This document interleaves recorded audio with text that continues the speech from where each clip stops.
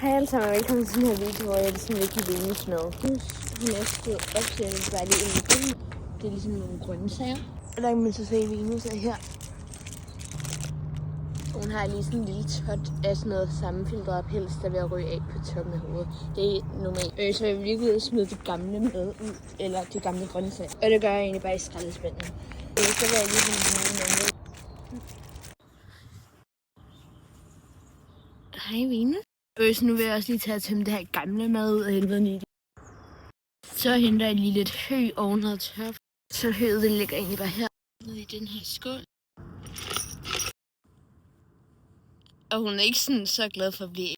Hun har ligesom en hule dernede, som hun går ned i. Og så tjekker jeg lige om hendes. Det er det ikke.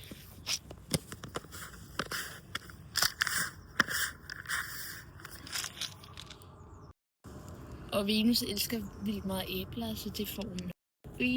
Nu rører hun ned i. Og Venus' ligesom marker er sådan stukket af. Og Esther har været sådan stukket i over et år, så ja, hun er nok blevet taget en rev eller sådan noget. Og det her, det er deres transportkasse, som man ligesom bruger, når man skal til dyr. Så har vi ligesom selerne her. Den røde sele, det er ligesom Venus.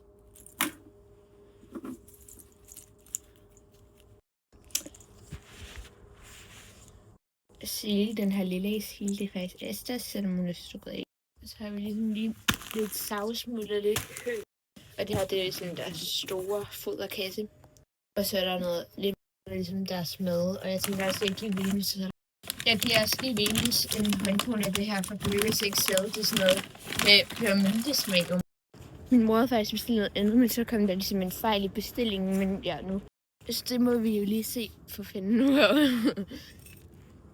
Det var alt for den her video, så tak fordi I så med.